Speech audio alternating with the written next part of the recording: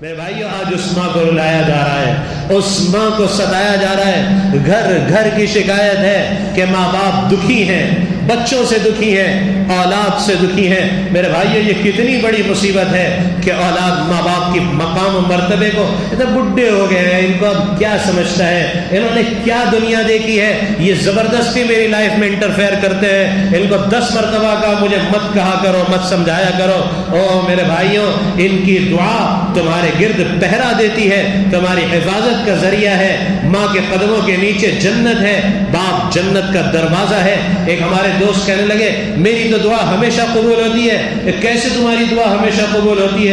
کہ مجھے جب بھی کوئی اہم دعا مانگنی ہوتی ہے میں پہلے ماں کے بہت دیر تک پیر دباتا ہوں، اس کے بعد ماں کے قدموں میں بیٹھتا ہوں، ماں کے پیروں کے تلوے لے کر اپنے چہرے سے لگاتا ہوں، اسے چومتا ہوں اور پھر ان کے قدموں میں بیٹھ کر کہتا ہوں مولا تو نے تو کہا ماں کے قدموں کے نیچے جنت ہے، اور تو خود کہتا ہے کہ جنت میں تم جو چاہو گے مانگو گے، جو مانگو گے تم جو چاہو گے ہم تمہیں دیں گے۔ اللہ ماں کے قدموں کے نیچے جنت میں بیٹھ کر مانگ رہا ہوں، یہاں تو دعا قبول نہ ہوگی تو کہاں ہوگی؟ کہ ماں کے قدموں میں بیٹھ کر ماں کی خدمت کرنے کے بعد جب بھی میں نے جو دعا مانگی ہے وہ ضرور قبول ہوئی ہے۔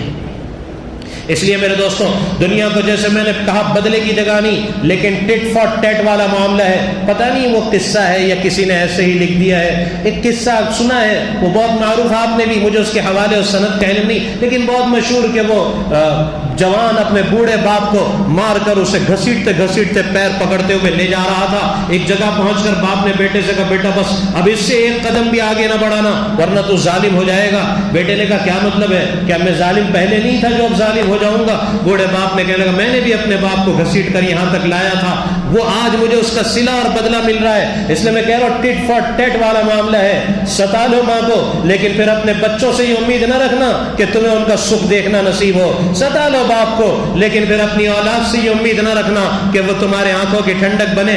چاہتے ہو تمہاری اولاد تمہاری مطیع و فرما بردار بنے، اپنے ماں باپ کے مطیع و فرما بردار بنو، ان کی خدمت کر لو، یہ تمہاری جنت بھی ہے، اور ان کو ناراض کر کر پھر یہ تمہاری جہنم بھی ہے۔ وہ بڑی رات اور بڑے دن، وہ مبارک مواقع جنہیں ہماری امت بڑی رات کہتی ہے، بڑے مبارک مہینے ہیں، شب برات کی رات ہے۔ حضرت رسول کریم صلی اللہ علیہ وسلم نے فرمایا بنو کلب کے بھیڑ بکریوں کی تعداد میں آج اللہ پاک لوگوں کو جہنم سے آزاد فرماتے ہیں۔ فرمایا اس رات میں بھی 15 قسم کے لوگ ہیں جو اللہ کی رحمت سے محروم قرار دیے جاتے ہیں، ان مبارک اوقات میں بھی ان کی مغفرت نہیں ہوتی۔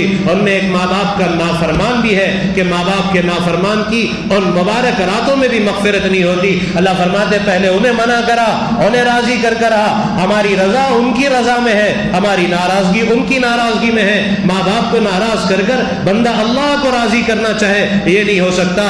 اللہ کی ناراضگی ماں باپ کی ناراضگی، اللہ کی رضا ماں باپ کی رضا۔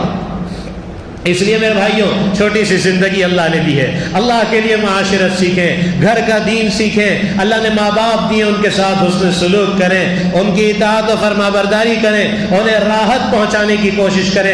زبان سے کبھی کوئی بات کوئی لفظ ایسا نہ نکلے جو ان کے دل کو چیرتا ہوا تیر کی طرح ان کے دل کو زخمی کر دے۔ میرے بھائیوں ہمارے لیے وہ دن موت کا دن ہوگا جب اس زبان سے نکلنے والا جملہ ماں کو تڑپائے، وہ دن مسلمان کے لیے، میرے بھائی جوان کے نوجوان کے لیے موت کا دن ہوگا جس دن ماں کی آنکھوں میں بیٹے کی وجہ سے آنسو آ جائے۔ یہ تو ماں باپ کو راحت پہنچانے والا بنے، انہیں سکھ پہنچانے والا بنے، ان کی ضرورتوں کو پورا کرنے والا بنے۔ میرے بھائیوں تمہارے کمزوروں کی وجہ سے، تمہارے ضعفاء کی وجہ سے تمہیں روزی دی جاتی ہے۔ علماء نے روزی کی برکت کے بہت سارے اسباب لکھے ہیں، ان میں ایک بڑا سبب لکھا ہے۔ بہت سے لوگ کہتے ہیں مولانا لگتا ہے میرے کاروبار پہ کسی نے کچھ کر دیا، بندش ہو گئی ہے، میرا کاروبار بہت اچھا چل رہا تھا، وہ میرے فلاں رشتہ دار ہیں نا بہت جیلسی، بہت جلتے ہیں، وہ کوئی عامل کے پاس کدھر جاؤ انہوں نے میرے کاروبار میں کچھ کر دیا۔ ارے کسی نے کچھ نہیں کیا تیرے کاروبار پر۔ کاروبار کی بندش کا سب سے بڑا سبب ماں باپ کو ستانا اور ان کی نافرمانی ہے،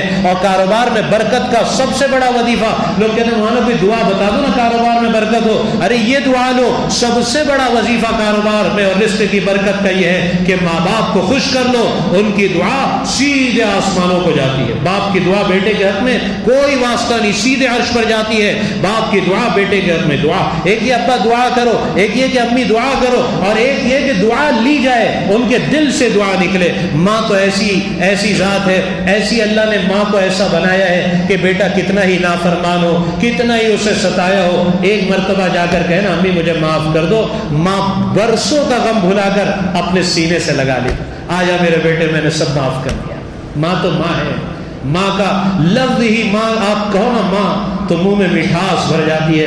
ماں کا کوئی بدل ہی نہیں ہو سکتا, باپ کا کوئی بدل ہی نہیں ہو سکتا. عجیب نعمت اللہ تبارک و تعالیٰ نے دی ہے. اس لیے میرے دوستو اس نعمت کی قدر کرنا, ان کے ساتھ حسن سلوک سے پیش آنا, ان کی خدمت کو اپنے لیے سعادت مندی سمجھنا. جسے نصیب ہو جائے, جسے میسر ہو جائے, وہ اسے خوش قسمتی اور سعادت مندی سمجھے. اے اللہ تیرا شکر ہے. اور پھر میرے بھائیوں, میں نے جیسے عرض کیا نا کہ بعض مرتبہ ناشکری کی وجہ سے اللہ نعمتوں کو چھین لیتے ہیں. اس سے بڑی کیا مصیبت ہوگی کہ والدین کی ناشکری ہو اور اس ناشکری پر اللہ ان کو ہم سے چھین لے.